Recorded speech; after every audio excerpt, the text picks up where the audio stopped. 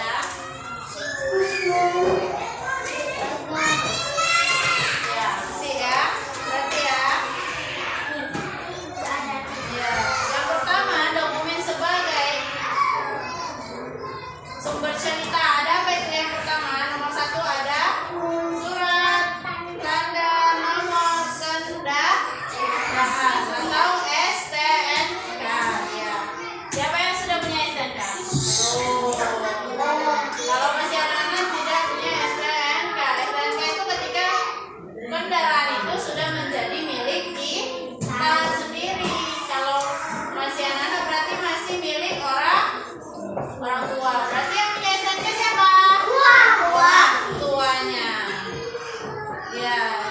Surat tanda nomor kendaraan adalah surat identitas kendaraan yang dibawa pada waktu mengendarai kendaraan. Juga digunakan pada waktu membayar pajak kendaraan bermotor. STNK dikeluarkan oleh kantor kepolisian daerah. Jadi setiap orang yang pergi membawa motor, contohnya ini Ustazah Bibi bawa motor nih, mau kereta nih. Jadi Ustazah harus membawa suratnya, surat lengkapnya. Surat lengkapnya adalah SIM. SIM itu kepemilikan Ustazah pribadi sendiri. Kemudian STNK. Jadi contohnya ini kereta orang tua Ustazah yang bawa. Jadi STNK siapa yang dibawa? STNK kereta tersebut, bukan STNK pribadi. Kalau STNK itu milik kendaraannya, bukan milik orangnya. Kalau SIM baru itu milik orangnya. Jadi walaupun contohnya Ustazah bawa kereta besar, berarti Ustazah harus tadi berguna supaya mengetahui itu milik tanahnya milik siapa. Kedua, tanah itu kan ada luasnya, lebarnya kan gitu kan. Ada lebarnya, panjang tanahnya itu berapa, luas tanahnya itu berapa, ya kan? Jadi gimana cara mengetahui dari mana sampai mana batas tanah miliknya gitu? Gimana cara mengetahuinya? Dengan akta tanah tersebut. Kalau kita sudah ada akta tanah, berarti sudah jelas milik. Contohnya milik ini sampai mana dia batasnya, kan gitu kan?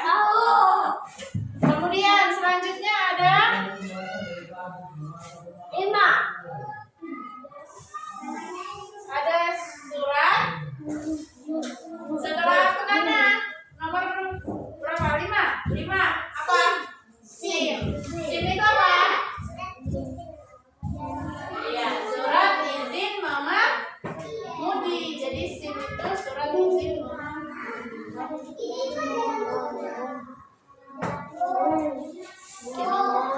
surat izin mengemudi. Siapa yang punya SIM tersebut?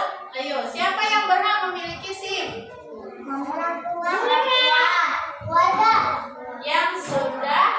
Yang pertama, yang sudah berusia 17 tahun. Iya, jadi SIM kereta sama SIM mobil, sama SIM bus, sama SIM truk itu beda tidak?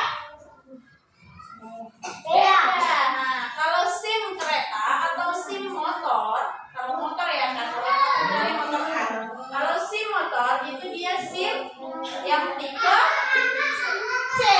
Nah, SIM yang tipe C itu SIM untuk motor atau kereta. Kalau SIM untuk mobil,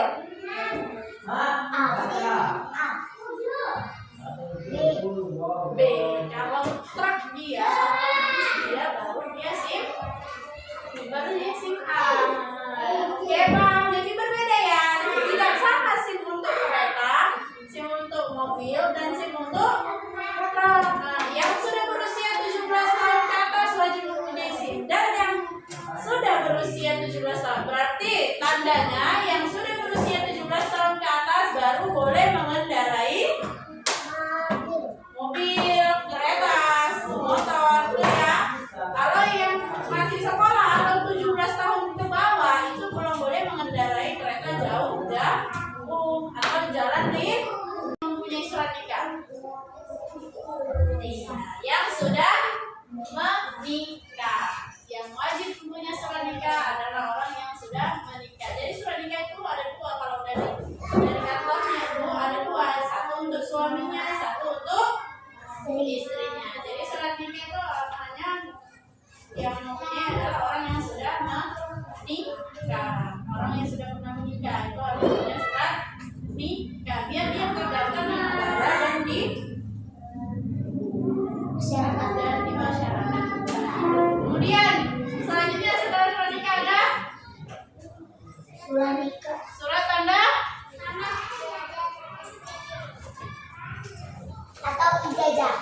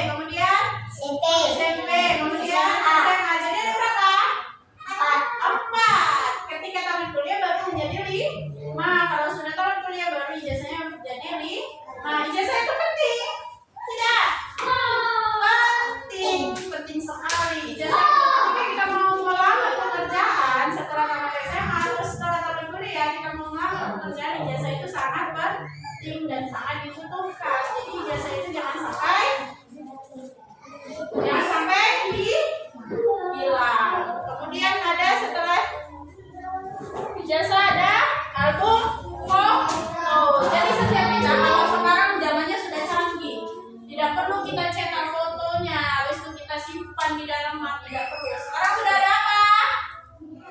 Sudah ada HP, handphone, laptop, kemudian ada alat yang lain, laptop, kemudian ada komputer. Jadi bisa kita menyimpan datanya di sini, tidak perlu lagi kita cetak, kita ke tempat tukang print, tempat tukang foto, kita foto, kita cetak, habis itu kita simpan dalam map, tidak perlu lah. Untuk menyimpan dokumen juga bisa di HP ya. Sudah? Ya. Kemudian ada manfaat benda-benda berharga. Manfaat benda-benda berharga. Yang pertama ada benda telepon atau handphone. Ternyata handphone itu benda termasuk benda-benda yang sangat berharga. Kenapa bisa sangat berharga?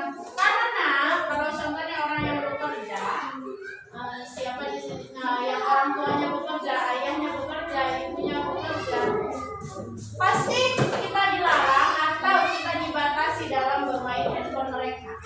Handphone orang tua kita itu pasti tidak sembarangan kita boleh bermain handphonenya kan? Karena di dalam handphone ini terdapat dokumen-dokumen penting atau benda-benda penting, benda-benda berharga kan gitu. Jadi kita tidak boleh sembarangan pakai handphone yang milik orang tua kita, apalagi orang tuanya bekerja di kantor. Jadi itu tidak sembarangan. Kemudian ada kamera. Nah, kalau sekarang itu kamera bisa dari handphone ya kan. Kalau orang dulu kamera itu ya kamera. Jadi kamera itu benda berharga juga. Jadi harus kita jaga, tidak boleh dirusak, tidak boleh sampai hilang. Pasti kalau hilang bisa kita sudah beli, tapi kok bisa hilang kan gitu kan. Misal itu termasuk benda-benda berharga juga. Kemudian yang ketiga ada piala. Piala itu benda berharga tidak? Enggak. Piala benda berharga karena kita dapat prestasi itu itu istilahnya itu apresiasi. Contohnya pintar dalam belajar, bisa menjawab soal, bisa ini ujian, dapat juara 1, apresiasinya dapat apa? Hadiahnya apa? Piala. Jadi piala itu termasuk benda berharga. Contohnya ini Nadine punya piala, terus pialanya dimaini adik, ternyata pialanya rusak. Nadine marah tidak? Marah. Karena itu benda berharga punya Nadine, ya kan? Berarti itu termasuk benda berharga.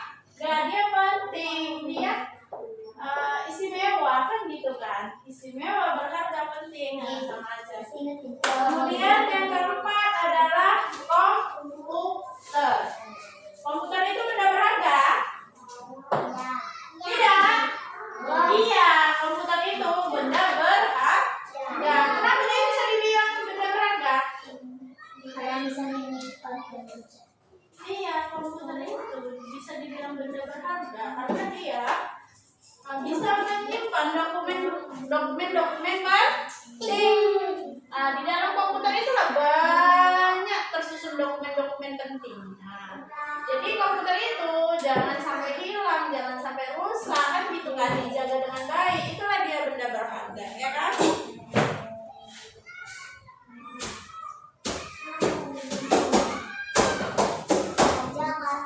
Ternyata masih banyak alat-alat elektronik yang lain yang berharga. Apa itu? Mas. Iya, itu pasti jelas. Iya, itu berharga banget itu bagi ibu-ibu, bagi orang Saja. jam tangan termasuk benda berharga. Jam tangan itu adalah elektronik.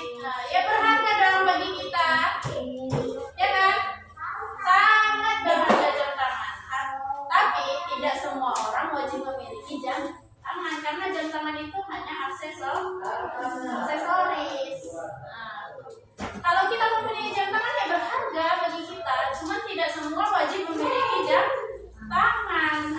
Tidak seperti kita wajib memiliki apa? HP. Itu tidak juga, tidak. Cuman HP itu kebutuhan, sama dengan jam tangan. Ya kan? Itu dia. Ada lagi? Ada lagi? Ada. Apa?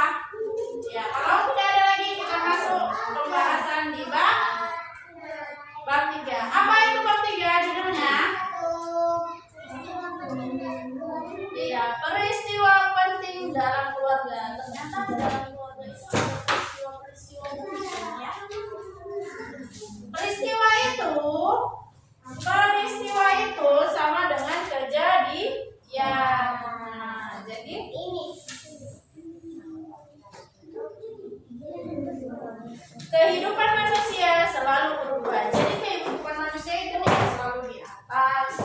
Kalau di atas bahasanya itu kita tidak selalu lihatlah manusia. Ada saatnya dia berkecukupan, terus kemudian dia lagi kekurangan. Jadi kita itu Ustazah aja sudah mengalami. Ustazah itu berkecukupannya kapan, kekurangannya kapan. Dalam arti ya, kalau orang sekarang ngomongnya roda itu berputar. Ada saatnya manusia itu mengalami kekurangan. Tapi suatu saat dia itu tidak hanya kekurangan aja, dia bahkan ada kecukupan. Jadi dalam kehidupan itu roda itu berputar. Ada kita, contohnya hari ini Ustazah lagi kekurangan. 5 tahun ke depan Ustazah bisa jadi sudah berkecukupan, tidak kekurangan lagi. Nah itu dia ya. Kadang cukup bahkan lebih. Nah ini dia kadang cukup. Karena kita bahkan ada orang yang tidak bisa makan ya.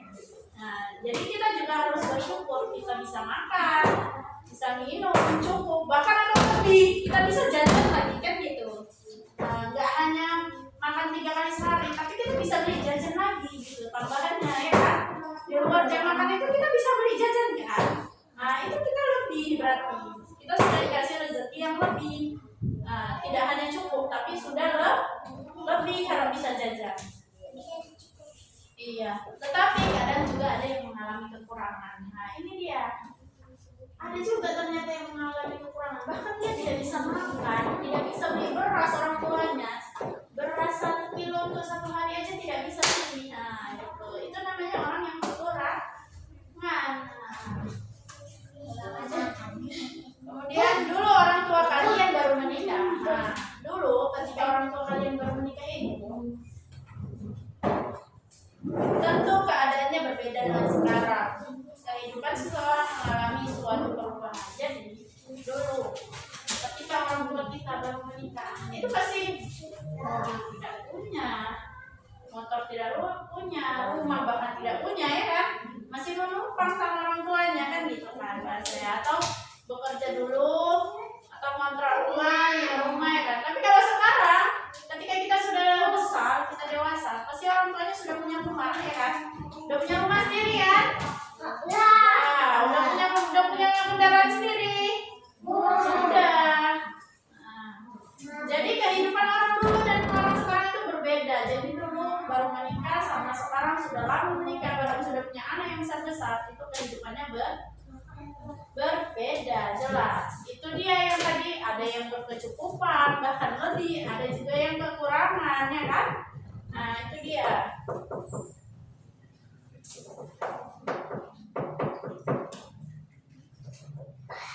Sebuah keluarga mengalami peningkatan taraf kehidupan. Jadi ada itu tingkatan kehidupannya, taraf kehidupan atau yaitu dari yang dulu belum punya apa-apa sampai sudah punya rumah, punya kendaraan, ya kan? Bisa mampu beli rumah, bisa mampu beli kendaraan. Itu dia taraf kehidupannya. Manusia selalu berusaha. Orang tuanya selalu berusaha kan, ayahnya selalu berusaha tetap kerja. Supaya apa? Supaya meningkatkan kebutuhan keluarganya. Jadi supaya keluarganya tercukupi, mereka bekerja. Nah, ya kan? Jadi yang pertama adalah peristiwa penting masa lalu dalam keluarga. Jadi masa lalu keluarga itu ada, itu penting itu iya. Contohnya peristiwa penting dalam keluarga, kalau kita punya keluarga, ayah ibu kita, peristiwa pentingnya adalah salah satunya ketika mereka menikah. Jadi mereka yang menikah itu tanyalah di rumah sama orang tuanya, masih ada enggak foto-foto atau album ketika orang tua kita menikah? Saya ada. Itulah dia peristiwa pentingnya, peristiwa penting ketika menikah. Jadi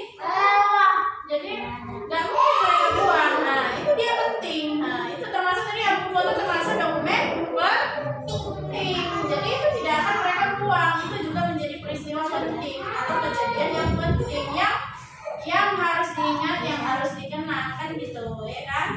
Nah, kemudian